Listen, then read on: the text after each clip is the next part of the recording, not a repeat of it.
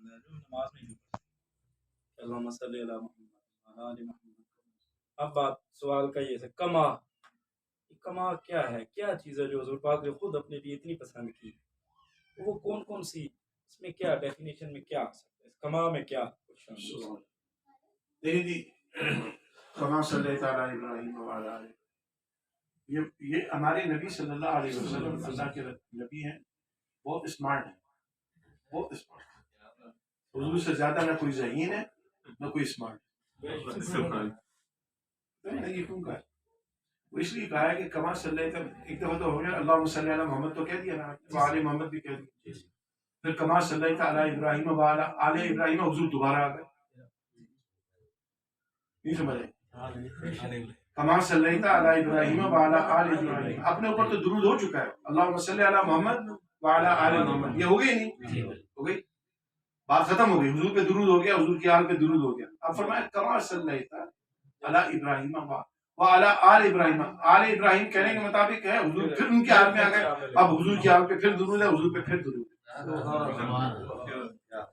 سمجھ گئے؟ ایک تو وجہ یہ ہے کہ حضور کریم علیہ الصلوۃ والسلام پہ دوہرا درود شریف، اور پھر دوسرا نبی صلی اللہ علیہ وسلم کے قربان جائیں. اور یہ حضرت سیدنا ابراہیم علیہ الصلوۃ والسلام کی بڑی خصوصیت ہے جو حضور کے اندر بھی اللہ تعالیٰ نے رکھی، کہ حضور کریم علیہ الصلوۃ والسلام اپنی آل سے بھی اور اپنی جد سے بڑا پیار رکھتے ہیں. سبحان اللہ. یہ حضرت ابراہیم کے اندر بھی خصوصیت تھی، اور حضرت نبی علیہ الصلوۃ والسلام میں، کیونکہ حضرت ابراہیم حضور کے والد ہیں، ان تو وہی ہے نا، نسل تو وہی چل رہی ہے.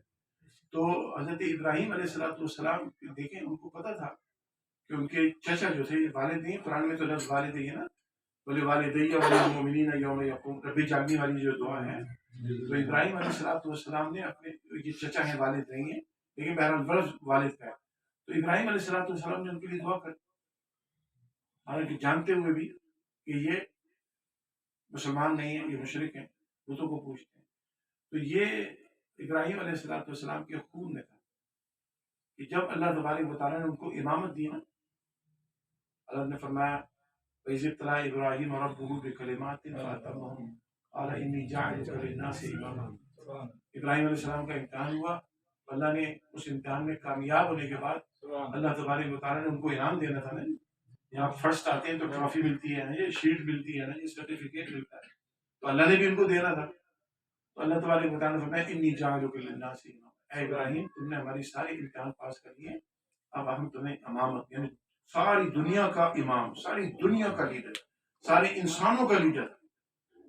ابراہیم علیہ السلام ایسے شفیق باپ ہیں، ایسے شفیق باپ ہیں. دیکھیں نبوت اور رسالت کا وہی تعلق ہے. یہاں بات آ رہی ہے خون کی، بات ہے نسل کی، بات ہے اولاد کی. تو سیدنا ابراہیم علیہ السلام نے جب اللہ نے کہا انی جاعلک للناس اماما، فوراً بولے ومن ذریۃ، ومن ذریۃ، میرے پروردگار میری اولاد، میری ذریت، میرا خون.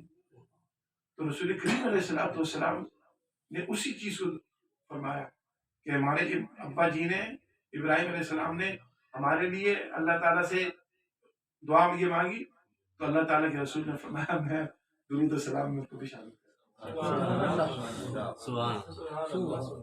یہ درود ابراہیم جو ہے یہ حضور پہ ڈبل درود ہے، اور پھر اس میں حضور کے آبا و اجداد پہ بھی درود ہے اور سلام ہے. تو یہ بیسیکلی یہ سب سے اچھا درود ہے. لیکن درود شریف کی تو بے شمار قسمیں، آپ سارے درود اچھے ہیں یار.